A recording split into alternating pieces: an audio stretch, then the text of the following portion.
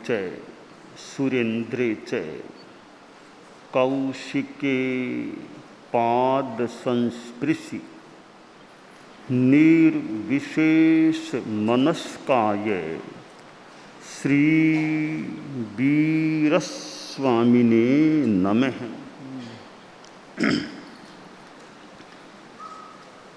उत्तरध्ययनानि आगम में कहा गया है, न चित्ता ताय ए भाषा कओ विद्यानुशासनम विसन्ना पावकम्मेहिम बाला पंडीयमानिनो।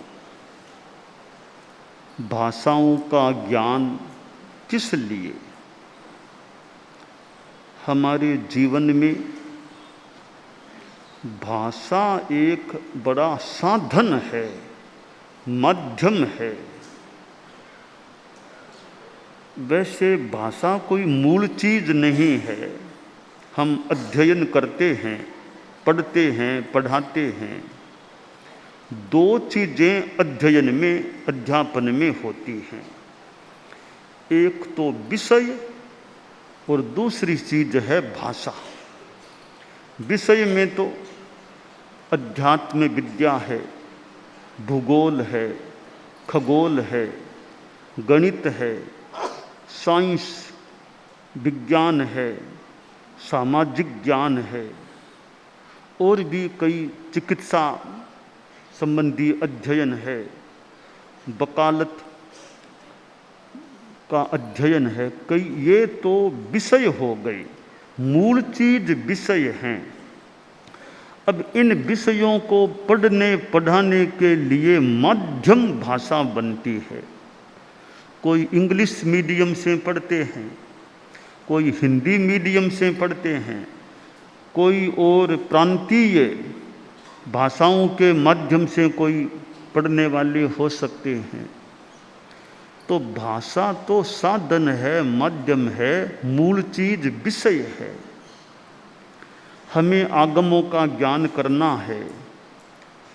मान लो प्राकृत भाषा का इतना ज्ञान नहीं है, हम हिंदी के माध्यम से अनुवाद टिप्पण पढ़कर भी आगम की बातों को जानने का प्रयास कर सकते हैं। हमारे कितने थोकड़े राजस्थानी यानी मारवाड़ी भाषा में लघु दंडक ले लो, गतागत, बामन बोल, बासठियार, ये कितने थोकड़े पुराने जमाने में हमारी मारवाड़ी या राजस्थानी भाषा में थे। उनको सीख सीख करके भी हम कई आगम की बातों को ज्ञात कर सकते थे।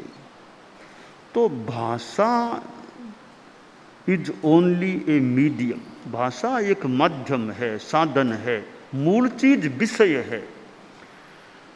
अब विज्ञान को पढ़ना है, अंग्रेजी के माध्यम से पढ़ लें, कोई हिंदी से पढ़ ले, और कोई भाषा से पढ़ ले, कोई संस्कृत से कोई विषय को पढ़ ले। तो भाषाओं का ज्ञान किस लिए?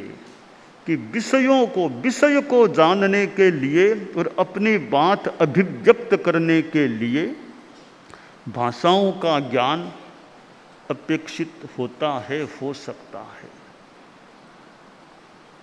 संस्कृत भाषा का अध्ययन करते हैं, संस्कृत का अध्ययन ठीक है, तो कितने हमारे संस्कृत के ग्रंथ हैं, उनको पढ़ना पढ़ाना आसान हो जाए। यह तत्वार्थ सूत्र और उसका स्वोपज्ञ भाष्य उमा स्वातिका, फिर सिद्धसेन गणी की तत्वार्थ भाष्यानुसारिणी वृत्ति। अब संस्कृत का थोड़ा ज्ञान है, उसको पढ़ें तो कितना तात्विक ज्ञान भी उससे हो सकता है। अनुवाद से भी ज्ञान होता है, परंतु अनुवाद है, मूल है।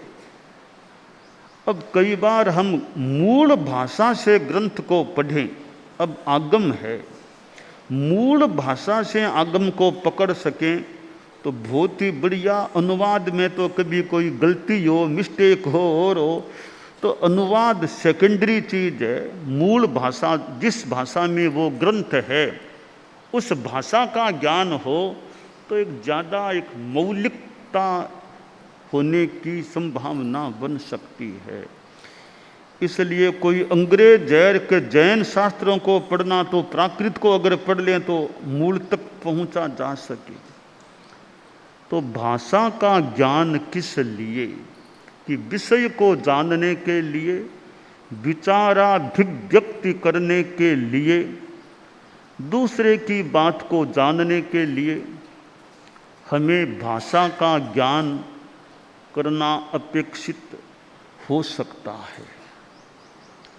और जिस भाषा का अध्ययन किया है, बाद में उस भाषा के साथ संपर्क हमारा बना रहे, तब तो वो भाषा थोड़ी जीवंत ताजी रह सकती है। वरना धीरे धीरे भाषा बासी हो जाए, थोड़ी मंदता भी आए तो आ जाए। तो भाषा का काम पड़ता रहे, बोलने में, लिखने में, पढ़ने में एक बात, तो वो भाषा थोड़ी हमसे परिचित, ताजी, फ्रेश रह सकती है। जो भाषा काम नहीं आती है, न पढ़ने में, न लिखने में, न बोलने में, बात में, न भाषण में, तो फिर वो भाषा धीरे धीरे हमसे कम परिचित भी हो सकती है। अपनी मातृभाषा होती है, उसमें बोलना तो कितना आसान है। बाद में सीखी हुई भाषा वो भी अगर काम में आती रहे तब तो ठीक है, वरना फिर इतना अभ्यास न हो तो फिर अचानक बोलना पड़े, थोड़ी कठिनाई हो सकती है। शास्त्र में एक बात कही गई है यहाँ, न चित्ता ताये भाषा। ये विचित्र भाषा त्राण देने वाली नहीं है। भाषा भी विचित्र है। कैसे? एक भाषा में कितनी चीज़ें, अब हम संस्कृत भाषा पर ध्यान दें। विचित्र कैसे है कि संज्ञा प्रकरण, संज्ञाओं को जानो, संधि प्रकरणम, संधि के नियमों को जानो, फिर आगे शादी प्रकरणम, सी अव जस अम अव सस टाभ्यांग भिस गे भ्यांग व्यस गंसे भ्यांग व्यस गंस ओस आम गी ओ सुप, इनको याद करो और इनके रूपों को समझो। जिन्ह कैसे बना, सर्वह सर्वौ वहाँ सर्वे, यहाँ जिने जिनऊ जिना हम, वहाँ सर्वस्मिन, यहाँ जिने। ये कितने विभक्तियों के और के रूप हैं। तो विचित्रता होती है भाषा में। और कितने रूप चलते हैं। अकारांत के रूप कैसे चलेंगे, इकारांत के कैसे चलेंगे, उकारांत के कैसे चलेंगे, ऋकारांत के कैसे, ऐसे अलग अलग थोड़े रूप चलते हैं।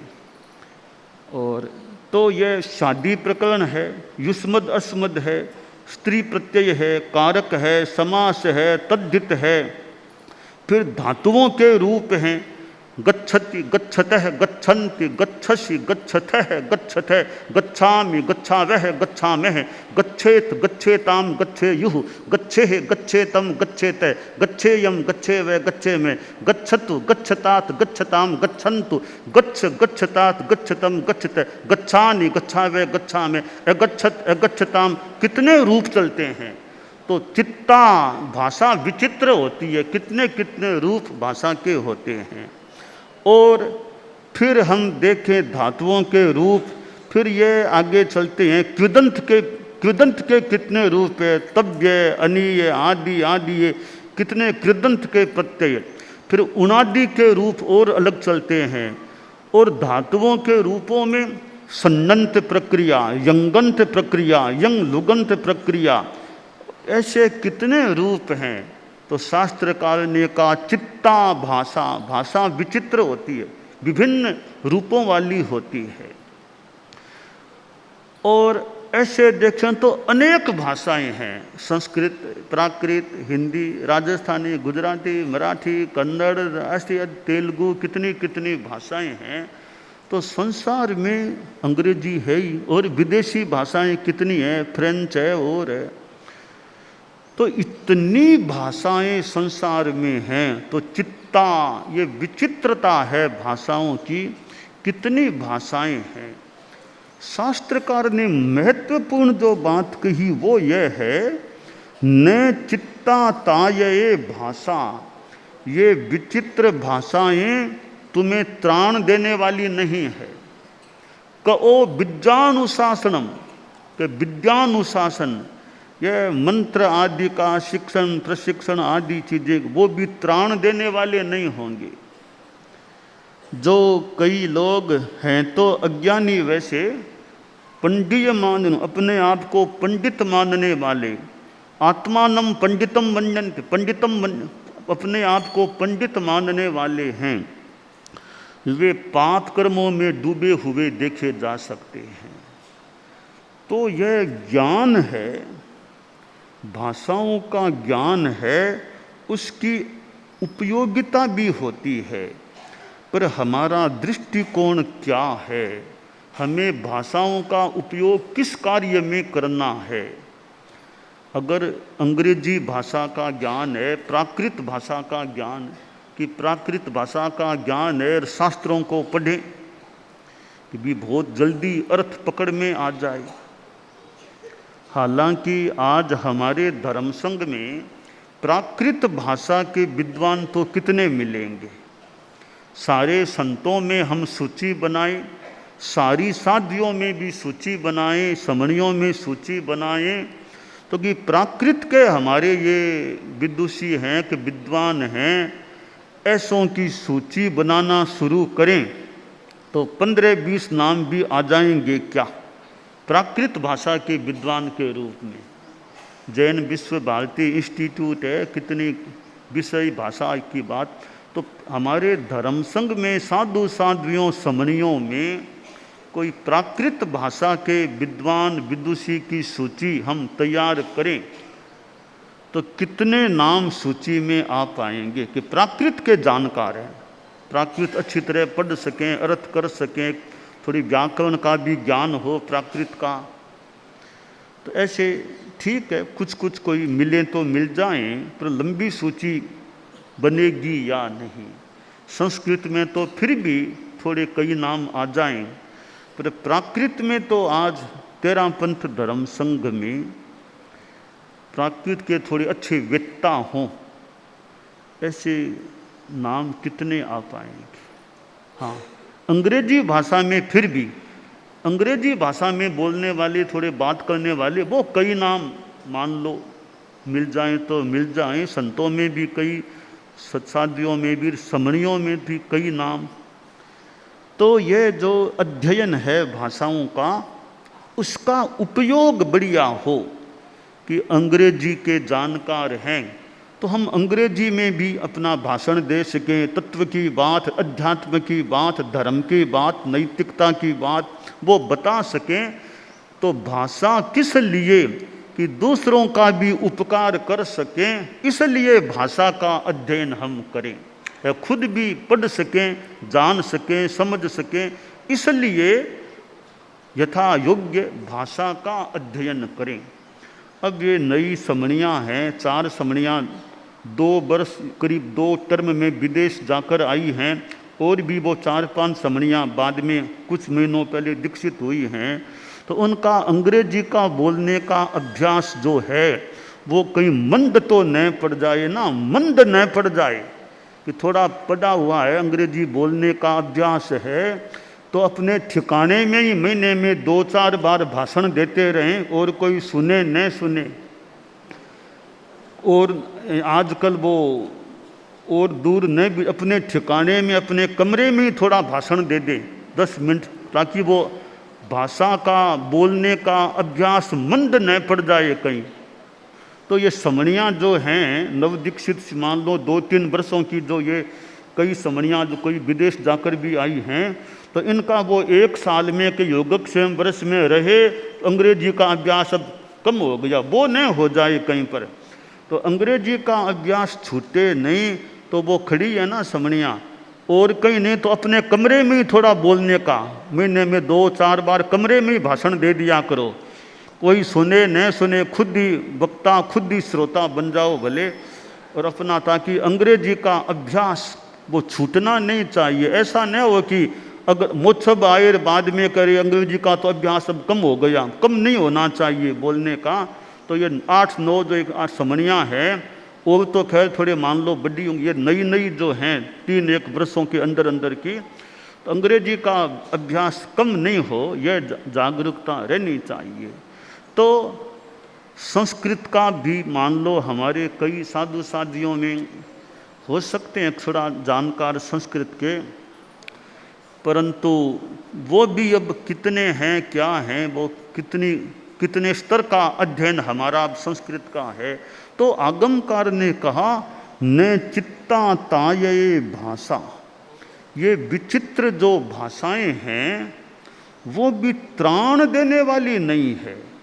भाषाओं का उपयोग हम अध्यात्म के संदर्भ में करें तो भाषा हमारे कर्म निर्जरा में भी मानो सहायक बन जाए, पर भाषा का ज्ञान कर लिया और कोई अध्यात्म का धर्म का कुछ नहीं है, तो कोरा भाषाओं का ज्ञान आत्मा के उत्थान या आत्मा के कल्याण की दृष्टि से विशेष कोई त्राण न भी बने।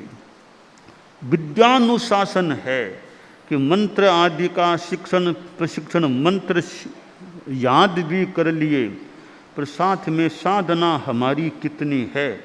मंत्र याद तो कर लिए, कोरा याद करना बहुत पर्याप्त है। प्रेक्षा ध्यान का प्रयोग कराना है, प्रेक्षा ध्यान की शब्दावली याद कर ली, अच्छी बात है, याद करना भी अच्छा है, रट लिया याद कर लिया, पर शब्दावली को याद कर लिया, अब बोलने का तरीका कैसा है, ध्यान का प्रयोग किस तरह कराते हो, और साथ में खुद का थोड़ा ध्यान का अभ्यास है या नहीं।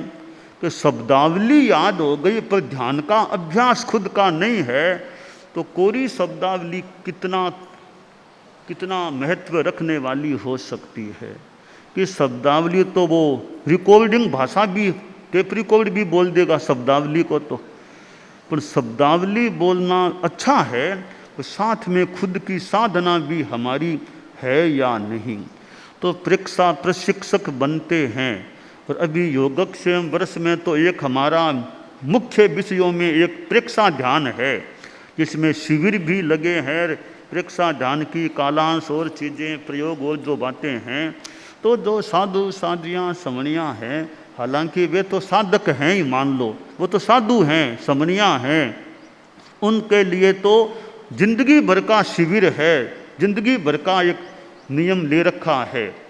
पर वो ध्यान की भाषा का प्रयोग, थोड़ा खुद को भी ध्यान कैसे करना है, कैसे बैठना, तो ये ट्रेनिंग का जो समय है, योगक्षेम वर्ष में भी प्रेक्षा ध्यान के विषय को अच्छा आत्मसात कर लें, कैसे कराना, कैसे करना समझ लें, प्रश्न करें क्या बात है, कैसे है, तो अच्छी ट्रेनिंग हो जाए।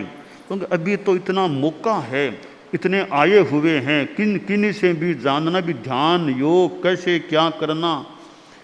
पहले साध्वी राजीमती जी की पुस्तक बहुत वर्षों पहले, वो योग की प्रथम किरण एक किताब थी, योग की प्रथम किरण, तो छोटे छोटे वो संत और पहले वो योग की प्रथम किरण किताब को पढ़ करके ध्यान के बारे में, आज तो और भी कई किताबें हमें मिल सकती है। बहुत वर्षों पहले वो एक किताब थी योग की प्रथम किरण, साध्वी राजी, वो किताब बहुत वर्षों पहले संत और यूँ थोड़े पढ़ते थे, तो आज तो और भी साहित्य हो गया है।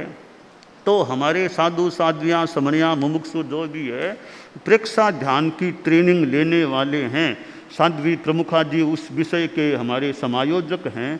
तो यह इस अवधि में प्रेक्षा ध्यान का भी अच्छा, खुद का भी हमारा अभ्यास हो सके, दूसरों को करा सकें, ध्यान के बारे में अध्यात्म के बारे में बता सकें, तो वो एक अच्छी उपलब्धि, एक उपलब्धि योगक्षेम वर्ष की भी वहाँ रहे। हमने प्रेक्षा ध्यान को अच्छी तरह आत्मसात करने का प्रयास किया है। तो भाषा का ज्ञान किस लिए, हम दूसरों को अध्यात्म का अवदान दे सकें, बता सकें, समझा सकें, कोई प्रयोग करा सकें, इसलिए भाषा का ज्ञान अपेक्षित है। और अंग्रेजी का है ज्ञान, तो विदेश विदेशी लोग भी आ जाएं, कोई अंग्रेजी जानने वाले जो हिंदी को इतना नहीं जानते, उनको प्रयोग कराना, बताना, तो अंग्रेजी भाषा कितनी काम आ सकती है। आजकल कई बच्चे वो हिंदी इतना नहीं, इंग्लिश मीडियम पढ़ने वाले बच्चे हैं, साउथ में रहने वाले कई, तो वो यहाँ आए, ज्ञानशाला के बच्चे भी आ जाएं कि हिंदी इतना नहीं जानते, तो हमारे साधुयांग संत अंग्रेजी में उनको बता दें तो वो तत्वज्ञान को भी समझ सकते हैं। तो भाषा का ज्ञान किस लिए? दूसरों को तत्वज्ञान भी बता सकें। कभी स्कूलों में जाकर के भाषण देना हो, स्कूलों में, स्कूल इंग्लिश मीडियम स्कूल है, मान लो बच्चे ज़्यादा अंग्रेजी समझते हैं, तो हमारे संत हैं और हैं साधुयाँ समणियाँ, वहाँ अंग्रेजी में भाषण दें तो बच्चे ज़्यादा आसानी से हमारी बात को समझने में सक्षम हो सकते हैं। तो भाषाओं का ज्ञान किस लिए? कहीं विद्यालयों में भी हम अपना भाषण उनकी भाषा में दे सकें, इसलिए ये भाषाओं का अध्ययन हमें यथा योग्य करना होता है। हम स्वयं भी अध्ययन कर सकें विषयों का और दूसरों को अपनी बात बता सकें। तो हिंदी भाषा तो खैर हमारी प्रसिद्ध है ही, पर हिंदी का भी व्यवस्थित ज्ञान है, यानी हिंदी में भी कैसे बोलते हैं, कोई भाषा वाक्य की रचना ठीक है कि नहीं है कहाँ बोलना और हैं कहाँ बोलना, कई के है और है में कोई अंतर है या नहीं, है की जगह हैं बोल देते हैं, लिख देते हैं, हैं की जगह है कर देते हैं, तो वो अंतर स्पष्ट है या नहीं, है कहाँ लिखना और हैं कहाँ लिखना, एक वचन है तो है, बहुवचन है तो हैं, सिंगुलर प्लूरल, यह सारी भेदरेखा है या नहीं। तो हिंदी का ज्ञान भी हमारा व्यवस्थित है या नहीं, कि हमारे लेखन में भी भाषा ठीक शुद्ध आती है या नहीं आ रही है। तो भाषाओं का ज्ञान किस लिए?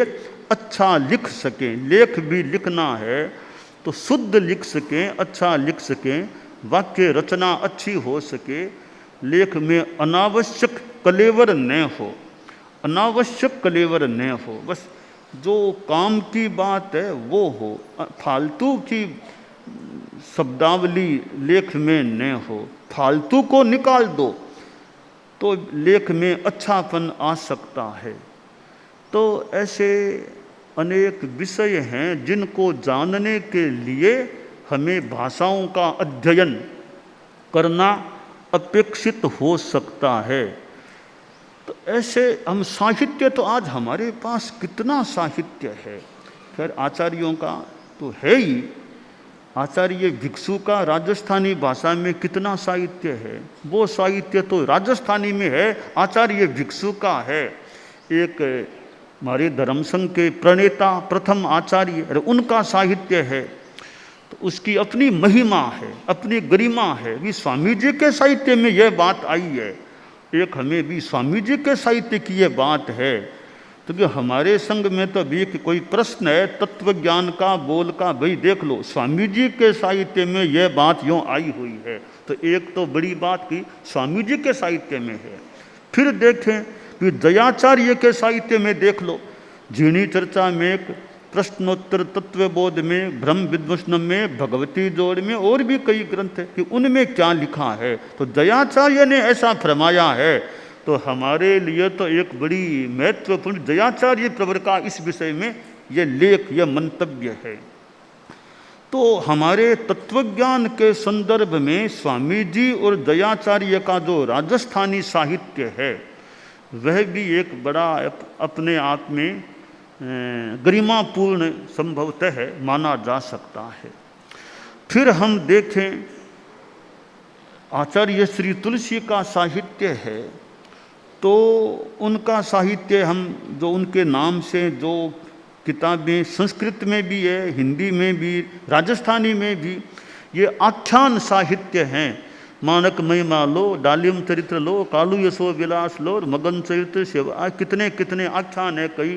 तो राजस्थानी भाषा में भी गुरुदेव तुलसी के और छोटे छोटे कई आख्यान में, तिरु हमारी नाव तिरर, ऐसे ऐसे कितने आख्यान हैं कि चतुर्मास में व्याख्यान उपरला व्याख्यान देना हो, एक गुरुदेव तुलसी के आख्यानों को ही ले लो, शायद 12 महीना तक आराम से उपरला व्याख्यान हो सकता है। एक गुरुदेव तुलसी के आख्यानों को पकड़ लो, बस 12 महीने शायद बहुत बीत जाएंगे और बाकी रह जाएगा कहीं अच्छी तरह व्याख्यान दें। तो आचार्य श्री तुलसी का हमारे संघ में 3 आचार्य हुए हैं जिनका राजस्थानी भाषा में यूँ मतलब साहित्य, आचार्य भिक्षु का तो है ही है, फिर दयाचार्य का है ही है, उसके बाद मैं समझता हूँ आचार्य श्री तुलसी ऐसे आचार्य हैं जिनका राजस्थानी भाषा में साहित्य हमें यूँ अच्छा मिल जाता है। तो 13 पंथ के आचार्यों में 3 आचार्य राजस्थानी भाषा में जिनकी यूँ अच्छी रचनाएं हैं, वैसे 3 आचार्य होते हैं। तो भाषाओं का ज्ञान किस लिए, हम विषयों को समझ सकें।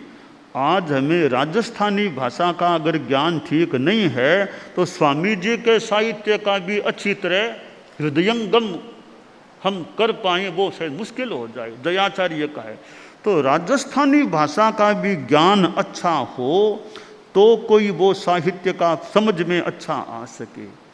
हालांकि ज़रूरत तो यह भी हो सकती है कि हमारे संघ का राजस्थानी भाषा का कोष तैयार हो, राजस्थानी भाषा का कोष। कोई थोड़ी योजना पहले से भी होगी, शायद पहले से भी चिंतन रहा होगा राजस्थानी भाषा का कोष। तो हमारे संघ के साहित्य में जो शब्द हैं उनका एक कोष तैयार हो तो हमारी आने वाली ये पीढ़ियाँ हैं तो राजस्थानी इतना नहीं जानती, तो वो कोष से उनको सहायता मिले भी, कोष में इस शब्द का ये अर्थ है। फिर साथ में अनुवाद भी हो रहा है, उससे भी सहायता मिल सकती है। तो स्वामी जी के युग की वो राजस्थानी भाषा का साहित्य, दयाचार्य की राजस्थानी पर गुजराती का प्रभाव हो सकता है। स्वामी जी की राजस्थानी वो उधर मेवाड़ की, मारवाड़ की वो भाषा हो तो हो सकती है।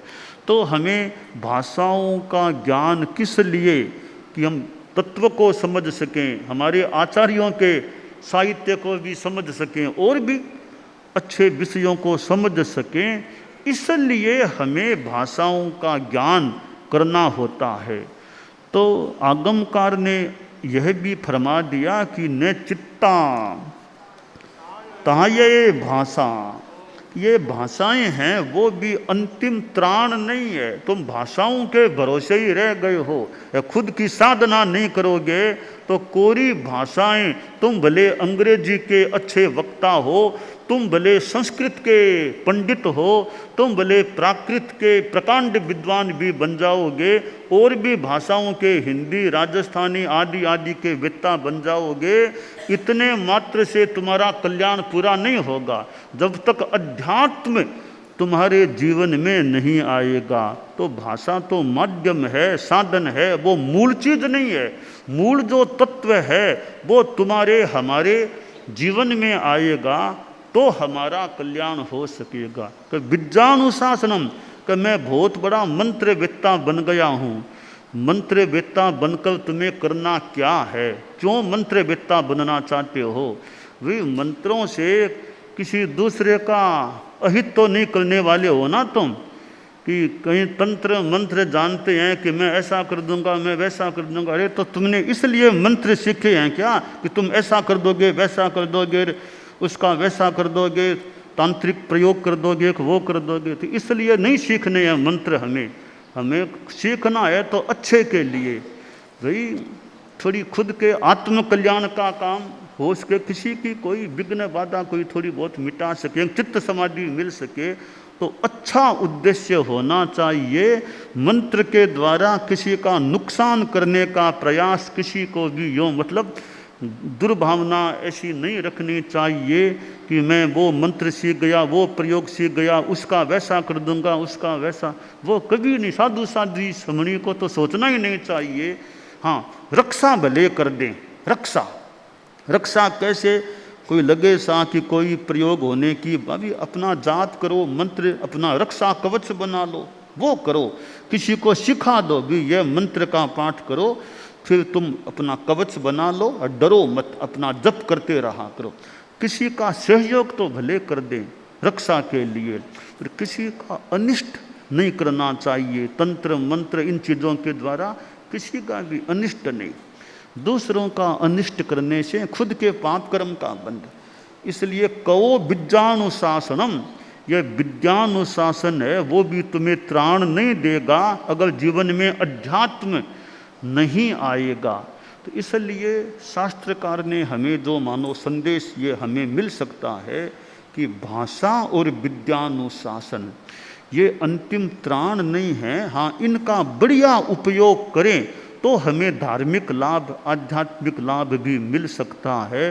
तो मूल चीज तत्व बोध है या अच्छे विषय का बोध है, सम्यक दर्शन है, सम्यक चारित्र है, सम्यक ज्ञान, इनकी अच्छी आराधना करें। सम्यक दर्शन, सम्यक ज्ञान, सम्यक चारित्र, इनकी आराधना करेंगे तो त्राण मिल जाएगा।